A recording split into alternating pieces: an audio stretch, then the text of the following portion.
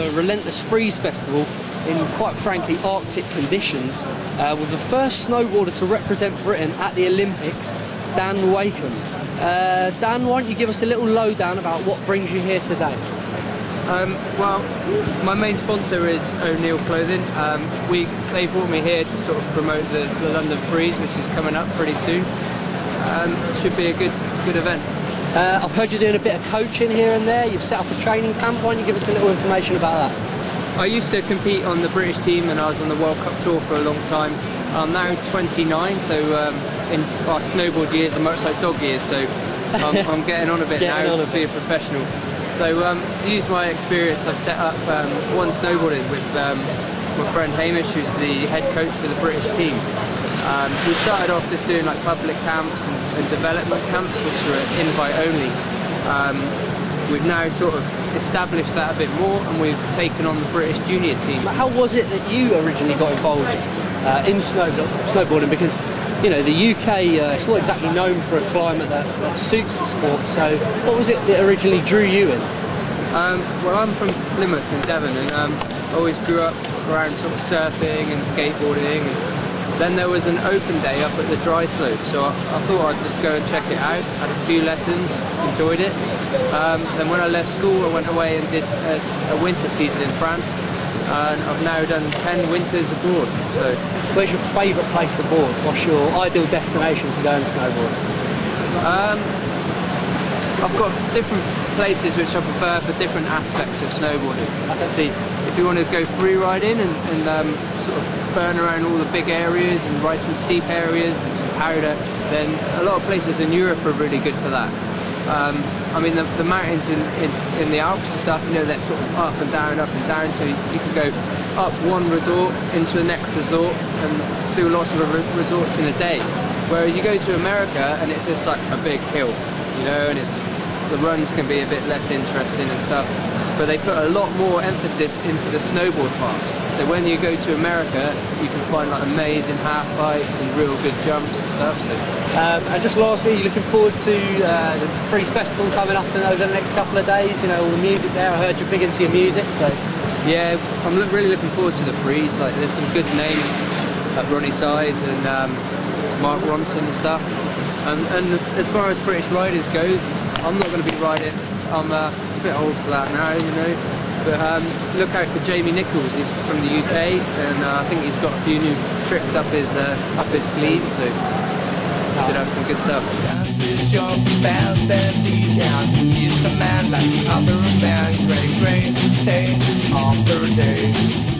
Finally out of the cold with Sam Cullum, pro boarder. How did you first start out? I used to play football when I was younger at quite a high level. Goalkeeper. I got injured. Who was that for?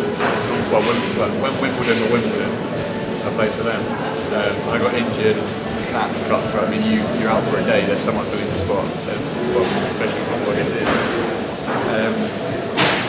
And I dropped out. After that, I stopped enjoying it. I started skateboarding. And that basically came snowboarding in a summer camp.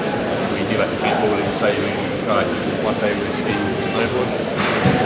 I loved it. I haven't looked back since. Pretty good option after football, isn't it? Yeah, I like football, but I mean, money-wise, yeah, it would be nice to make it football, but Who'd you support? This is so good. Who'd you support? Millwall. So, don't use There's all sorts of advantages being a pro boarder. You had a pretty big disadvantage recently with your big injury, and you watched last year's Freeze Festival from a wheelchair. Yeah. What was the story behind that? I tested a jump for another show. Basically went wrong. Came like a seat drop, if you like, missed the entire landing, landed that much, just snowflakes and then concrete about 25-30 foot in the air and broke the pelvis. The femur shot up inside me, cracked my backboard and pelvis, and trapping my sciatic nerve at the same time. So I was paralysed for about 10 minutes. The scariest 10 minutes of my life. I had to learn to walk again. That came shortly after the freeze. I mean, I attended it, like I say, in a wheelchair. I was in hospital 12 days, and that was my goal. I was meant to compete there. My goal was to get out and clear the freeze. And yeah, albeit on morphine, I got there in the end. Is there anyone we should look out for in British snow sports coming up? Jamie Nichols, he's unbelievably good. The kid's Just chatted to Dan Wakeham and said, yeah, he's the same thing. He's way up there in the international now. At the same time, he's learned so quick. He always learns to tweet. I mean, I've never met somebody that's so confident and not big-headed confident, but just confident in what they do and they know they're going to land every trick regardless of what terrain they're on. I'd say it's like a little mini Travis Rice.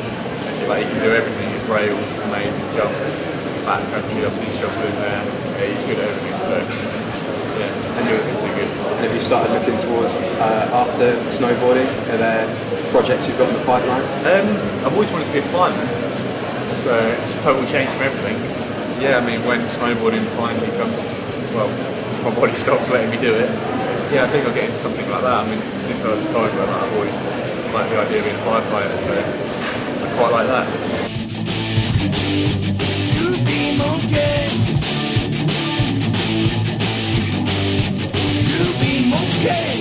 How did it all start? Just went to a local ski slope, just went to have a look and decided to try it.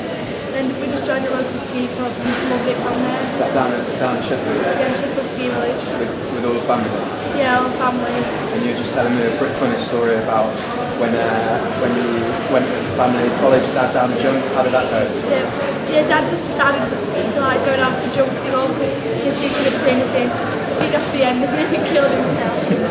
And we all started laughing. Then I went to see if it was okay and he killed himself. It was so funny. And skiing runs in the family because you compete against your younger sister Molly, don't you? Yeah. What's that like? Does it get a bit fiery? Yeah, just a bit, but because sisters are both skiing with each other, so enjoy it. In the Relentless Freeze Festival, you're up against all the lads, aren't you? Yeah. That's gonna spur you on to new heights and new tricks? Yeah, definitely, because all the lads are on the ski with back, ski village, all my friends, so we need skiing with friends. All day you've been showing us double backflips. Yeah. That one way, say if you land, both your knees pop out. Yeah. What's your favourite trick? I'd say switch back to you. Sounds pretty easy. Yeah, I just really enjoy doing that. And what is this trick where the high risk one where you cross your legs over, cross them back? Yeah, it's got to do with steam, you just got to cross the legs over and bring them back. But if you don't, just both your knees pop out, so I've never actually tried. Hey Sportsvibe, I'm just going to go and do a switch back flip. Wait.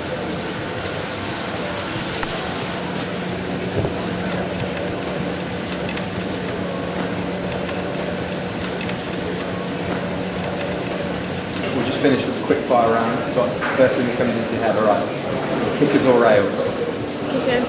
Justin Bieber or Michael Bublé? Justin Bieber. Twilight or Glee? Twilight, oh my god, I love Twilight so much. Team Jacob? Oh, Team Everett. Night out with friends or night in on a ramp? Skiing. School or skiing? Skiing. Jump fast as he can. He's a man like the other man. Drink, stay on their day. But when Friday comes, he leaves his work.